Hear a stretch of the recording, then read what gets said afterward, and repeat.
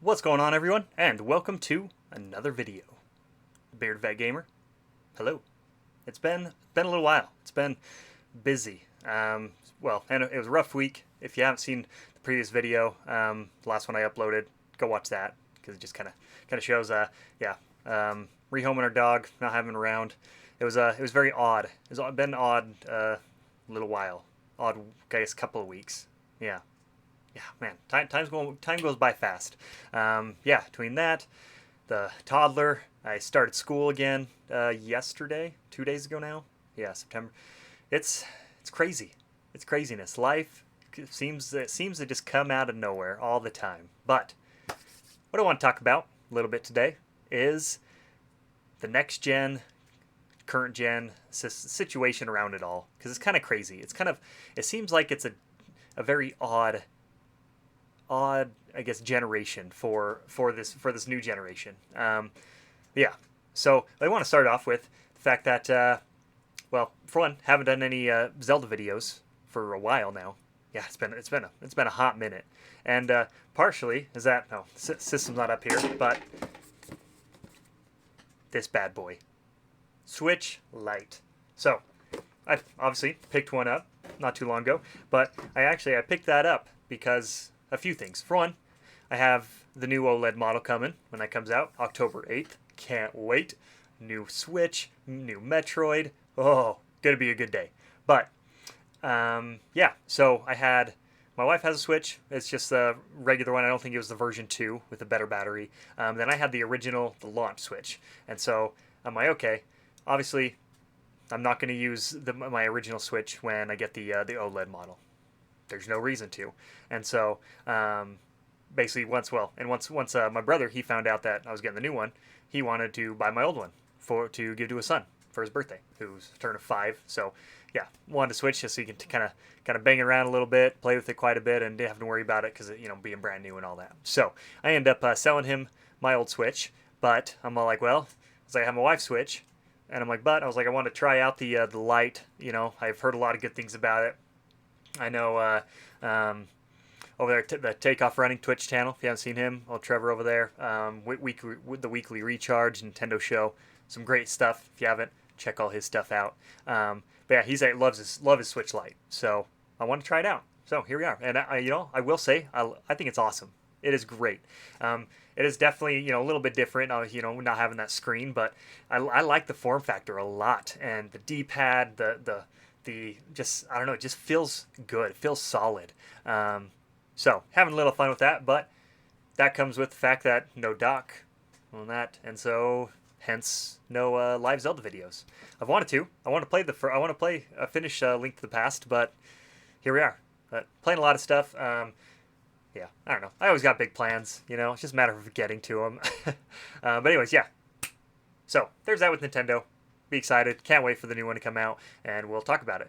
But our next gen, the PS5 and the Xbox Series, the X and the S. So obviously they're still hard to get. A lot of people are trying to get them. They're still getting scalped like crazy. But yeah, I don't know. I think about it a lot, and I have the Series S, so I don't have the X yet. And I have the disc version of the PS5, and so overall, I would say they're both great systems. They're both doing very good things, but I think in very different ways. So, what kind of prompted this was the report that came out, I think it was last night, that the situation that they're doing with Horizon Forbidden West, which is if you buy a PS4 version, unless it's basically it's their, I don't know, limited edition one, so not even the deluxe, maybe the deluxe. I don't think so. I feel like the standard deluxe wasn't, and then they have a few more versions. I don't know, the collector's editions, all that. So it's unless you buy one of those, basically the very expensive ones, you're not gonna have an upgrade for the PS5 version. So obviously you can still play it. It has a backwards compatibility, but you're not going to be able to take advantage of the features, probably with the haptic feedback, the better visuals, better performance rate, all that. So, or then again, and then you buy the PS5 version.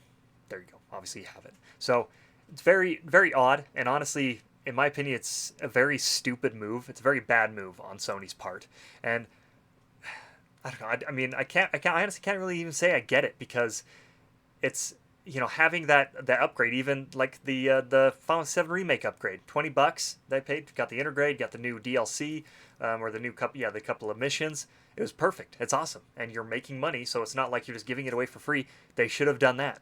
Like there is no reason to lock it basically behind a version. I don't know. It blows my mind that you buy the game and you have no other way, at least as of right now. I honestly do think they'll change their mind because this is an idiotic move for them not to. But to buy the PS4 version, let's say you get a PS5, a few months down the road, a year down the road, and you're like, yeah, sweet, I'm gonna throw that bad boy in. I want to see the haptic feedback, better visual of that. Oh no, if I want to pay with that, I gotta buy a whole new one, either the whole new game on the PS5, which is gonna be $70, or I don't know. It's crazy. Obviously, if you're gonna do this collector's edition anyway, this is kind of a moot point, and it doesn't matter. But it's kind of weird in that aspect. So, and I unfortunately, hopefully, it's not going to become a norm for that. But on the other hand, they have just exactly that game. They have a lot of exclusives, and that's what I think the PS5 has going for it. So, and this is what I tell people anytime anyone has asked me, hey, which one should I get? It's right now, it's a no-brainer. The PS5. Hands down. If you can get one, hands down, it is the better choice because there's actual games for the PS5. Obviously a lot of it you can get on the PS4 still, but I mean Miles Morales, Demon Souls, the Godfall, yeah, it's all right. I honestly haven't played it almost since I first got it, but it was still okay. It was fun. And then this new stuff coming out. I mean the Intergrade, it looks phenomenal on the PS5. I played even some PS4 games I've played on it, just are awesome. I played through the Ease 9 on it. It was great. But anyways, yeah, there's that. But let's look at the other hand of the Xbox Series S and the X. And this is one thing that I love Microsoft for this, and I love what they're doing. And it does go to show you that when you have the proper people in the right places and that have a good vision that actually care about the gaming community and the gaming industry, you get what Microsoft is doing, and that's the Game Pass, which is fantastic. I mean, it is so sweet. There's nothing bad to say about Game Pass. All right, there isn't. Anybody that tries to say so, they're just nitpicking. They're just they want to be miserable. All right, because there is nothing bad about that service. It's awesome, especially with and the xCloud that's coming soon that I've taken advantage of. Played games on my phone through it. I think it's still in beta access, but it's great. Have something with touch controls, all that. But the Game Pass, that in and of itself. But even more importantly is basically what they're doing with all their games, and it's a downside and an upside. So the downside is that right now there are no exclusives. So it's like you get an Xbox Series X and Xbox Series S, and yeah, a lot of games are going to be great, look great on it. They're going to play great on it, but there's nothing that's like, hey, you should get this console, then you can play this game. There's nothing in that aspect that grabs you. Still great systems, still awesome. Obviously, I have the Series S. I want to get the Series X whenever I hit it rich. I don't know. I don't have money for that.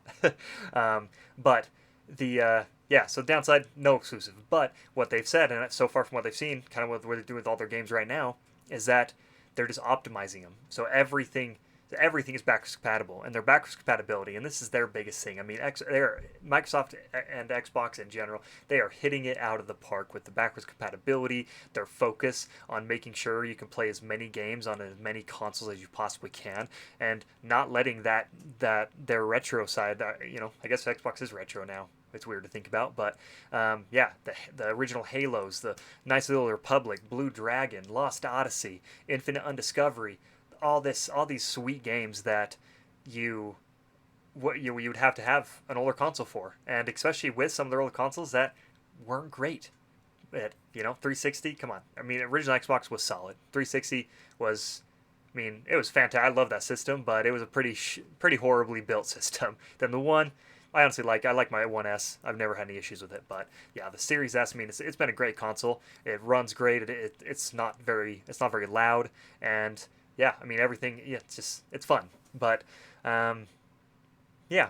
So I don't know. I mean, just kind of want to talk. Kind of weigh the pros and cons. So if you are trying to get one, what do you buy? And really, it's going to be it really just kind of comes down to what your play style is, what you like. And again, I don't go into a lot of the live service stuff. I don't care. Don't care about it. I don't care about the Fortnites. I don't care about the War Zones, the PUBGs, the Apex Legends, whatever. Um, Mainly because I don't know, they're there. I honestly don't find that very much value in something like that where it's just competition. It's a very toxic culture right now, which hopefully will change, and I think we can change. It's possible, but for the first party titles, the titles only on the typical systems. Yeah, I mean they're all good. Again, PS5 right now all the way. There's no doubt about it.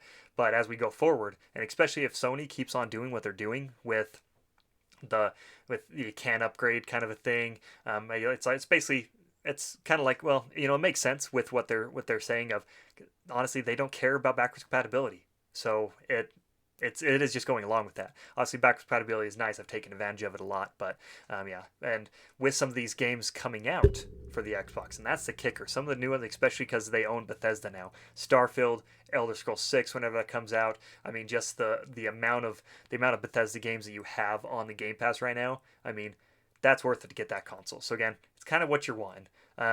So I don't know. It's more of a ramble. We're a ramble, but I want to put something out there. Who knows? But hopefully you're playing some games. I'm probably halfway through Final Fantasy 3, the Pixel Remastered, and so I'm hoping to finish it by the 8th for sure, because that's when 4 comes out, and I am stoked. It's gonna be so good. But yeah, let me know in the comments what you're playing, which you prefer. If you have both of them, which one do you like more? If you don't, which one are you hoping to get, and what games are you looking forward to? Are you excited? Yeah, let's talk about it. Dialogue, community, it's what it's all about. But yeah, if you haven't already, hit that subscribe button, hit the bell icon so you can stay up to date and when I have new videos that come up. And yeah, it's good stuff. Always great to see you guys, and we'll talk to you later.